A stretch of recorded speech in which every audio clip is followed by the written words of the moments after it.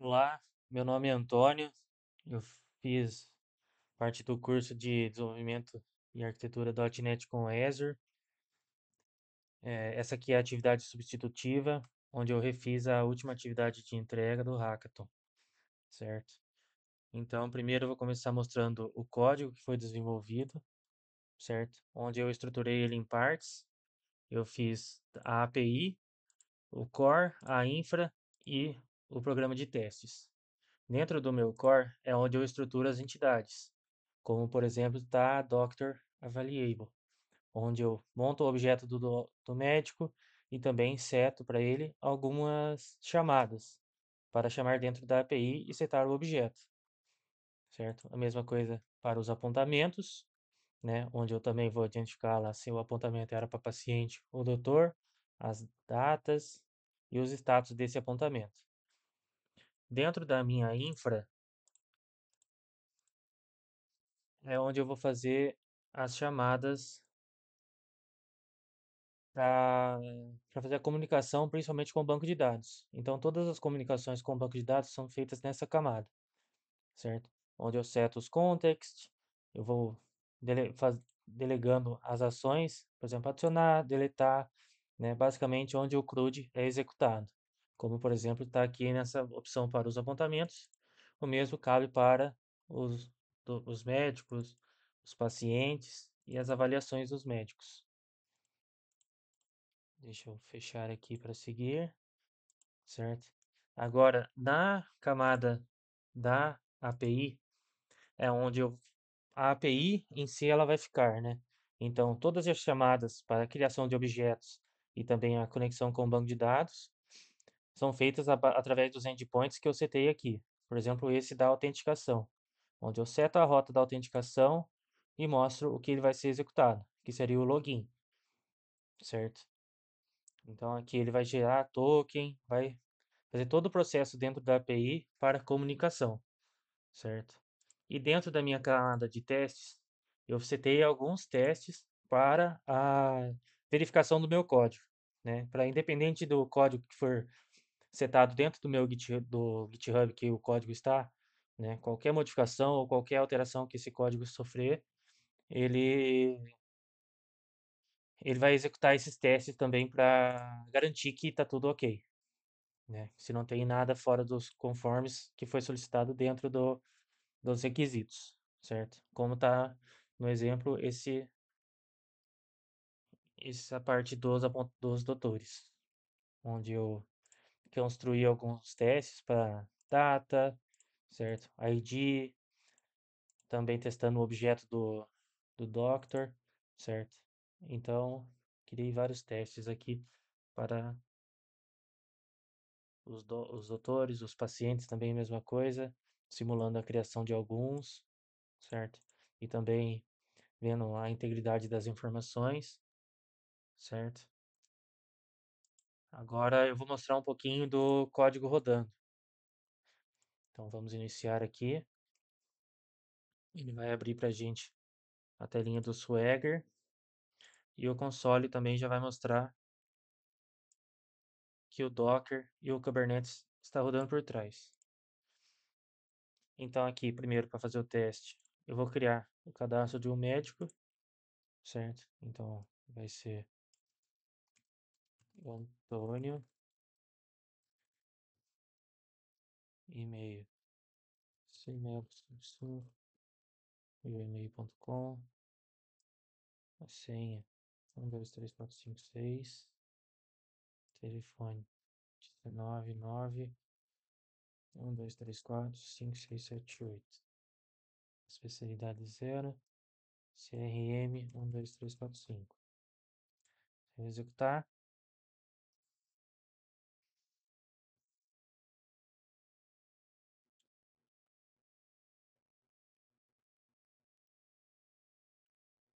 tá certo. Preciso usar um e-mail diferente porque esse e-mail eu já cadastrei ele anteriormente em alguns testes. Então esse aqui, certo? Então ele já foi criado com sucesso, né? Aquela validação também do erro mostra que o banco já está rodando ok, porque ele fez a autenticação no login antigo que eu fiz, certo? Então, se eu tentar fazer o login agora com esse que eu acabei de cadastrar, teste, arroba gmail.com. Aqui eu já deixei setado também a questão de autenticação em dois fatores, certo? Porque alguns casos podem necessitar que ele faça essa autenticação em dois fatores, certo? Então aqui ele já me retornou que é um médico cadastrado, certo? Com o user ID 2 e o token de acesso desse médico, certo? Então aqui também já tem algumas outras rotinas. Por exemplo, se eu quiser atualizar o status do meu médico, eu também posso passar aqui para aqui o nome dele e o telefone para atualizar, certo? Aqui para fazer a consulta das especialidades. Então, se eu vim aqui, e se eu quero um médico com especialidade zero, certo? Ele já vai me retornar os dois que eu fiz. Então, o primeiro que eu tinha feito anteriormente, esse que a gente cadastrou agora, e esse outro teste que eu tinha feito anteriormente, que ele me retornou durante aquele erro, certo? Aqui também é para fazer o cadastro das variabilidade, né? Então, se eu passar o Doctor ID, ele já vai me retornar, certo? Ele já retorna ali. Aqui para cadastrar a variabilidade com start e end, né? Eu vou passar um pouco mais rápido, porque como são bastante endpoints, e eu garanto a integridade deles, então é mais para mostrar mesmo. Aqui também para confirmar o apontamento depois que ele já tiver criado. Se eu quiser fazer o reject desse apontamento, eu preciso passar o ID dele e o motivo dele estar rejeitado. O cancelamento, mesma coisa, certo? Para confirmar o apontamento,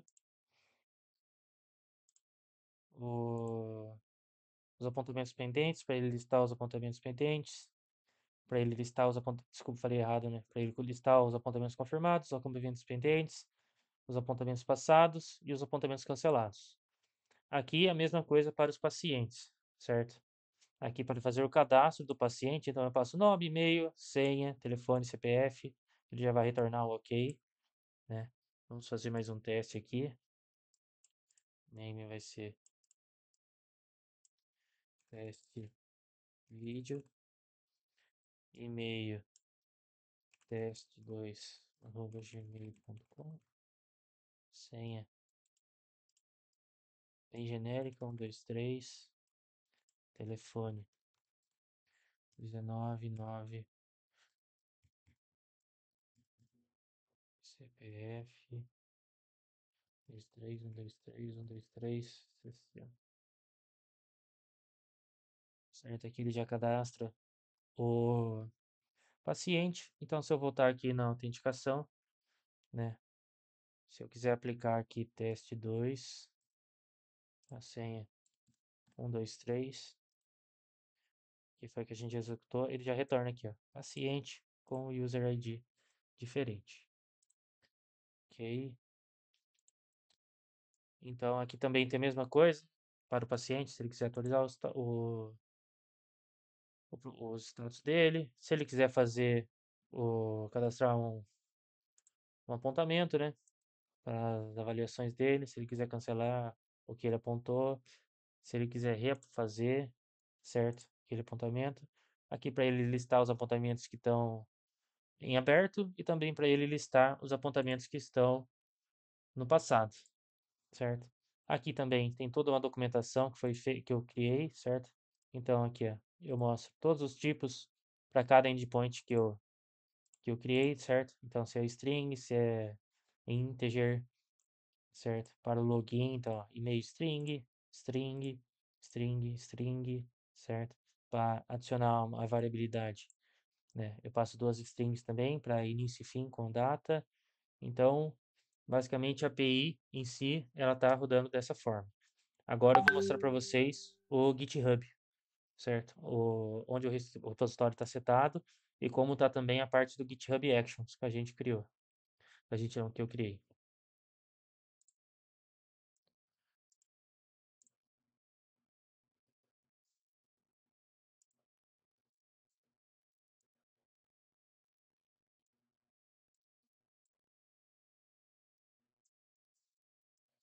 Então, aqui dentro do GitHub, esse é o repositório, certo? Que eu criei para subir o código. Então, toda vez que eu fizer uma publicagem do código do, do meu Visual Studio direto para o GitHub, certo? Eu criei aqui uma action, certo? Então, aqui dá para ver já que foi executado com o teste, todos os testes que foi feito, certo? Tudo que ela foi setando, ó, setup job, checkout code, certo? Setup Docker, certo? Instalação do Docker Compose, os testes do Docker Compose, o post setup do Docker, certo? Então, fui seguindo todas as etapas aqui para deixar o código todo bem organizado. Agora eu vou abrir o IML que eu executei, certo? Então aqui é todo o workflow que eu montei para ele executar sempre na branch master, todos os pull requests que essa branch receber, certo? E aqui eu fui chamando todos os steps que eu quero, certo? Então, o checkout code chama a action do checkout, o setup do Docker, né? Testando a build do Docker, se está correndo tudo ok, certo? A instalação do Docker Compose, onde ele vai refazer toda a questão da instalação do Docker Compose para esse código em si, certo? E também a run dos testes do Docker. Então, basicamente, esse foi o meu projeto. Eu espero ter atendido todas as etapas, certo? A minha API, eu acredito que está seguindo todos os padrões que foi solicitado, né?